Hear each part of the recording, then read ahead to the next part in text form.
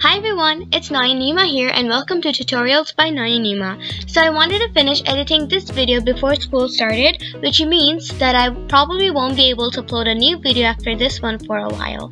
But anyways, in this video, I will teach you all how to make this simple banner.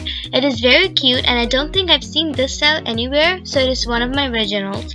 I designed it myself for my school's club fair, and as you can see, I'm going to represent student council, which is why the banner spells that out, but you can definitely make it for any occasion. This is one of the easiest tutorials that I've ever made, so without further ado, let's get started with this easy tutorial. To make the flags, you will need some sheets of paper. The banner can be of different colored and patterned paper, but they could also be of one color. It totally depends on you. And for my design, one A4 sheet paper makes two flags of the banner, so depending on what word you are spelling out, you might have to adjust the number of the sheets of paper you need.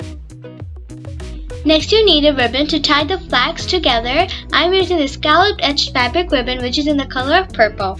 I ended up using more than 9 feet, so make sure you get more than enough so that it lasts you the whole entire project. Finally, you need some basic utensils like marker, pencil, scissors, ruler, cutting mat, and a hot glue gun. Now let's begin.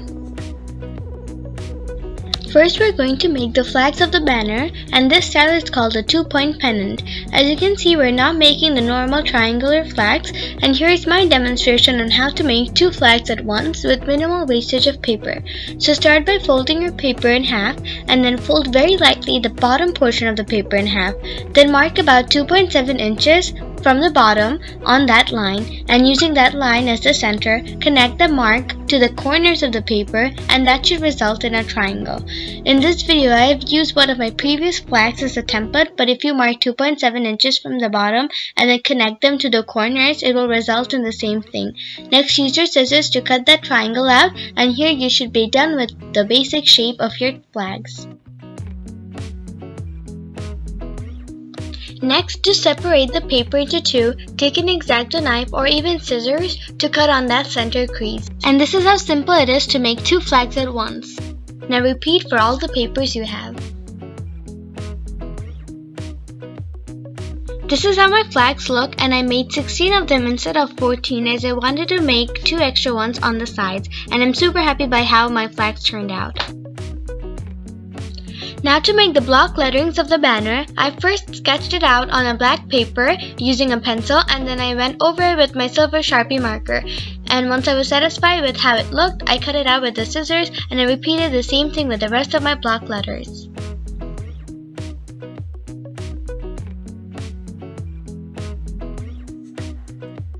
Once you're done with the flags and the letters, it's time to assemble. First, lay out the flags and the letterings in the way you would like them on the actual banner, and then glue down the letters on the flags. Now roll out your ribbon and leave enough space in the beginning for the banner to be taped to the wall.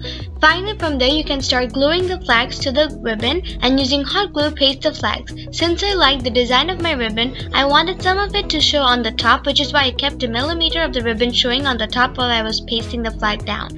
You can also skip that part, as I said at the beginning of the video that this banner is totally customizable, so feel free to design it any way you want. During this pasting process, I would also recommend you to keep each flag a centimeter apart from each other, as it makes the whole banner look much neater. And after pasting the final flag, don't forget to leave some space as well, just like you did for the beginning.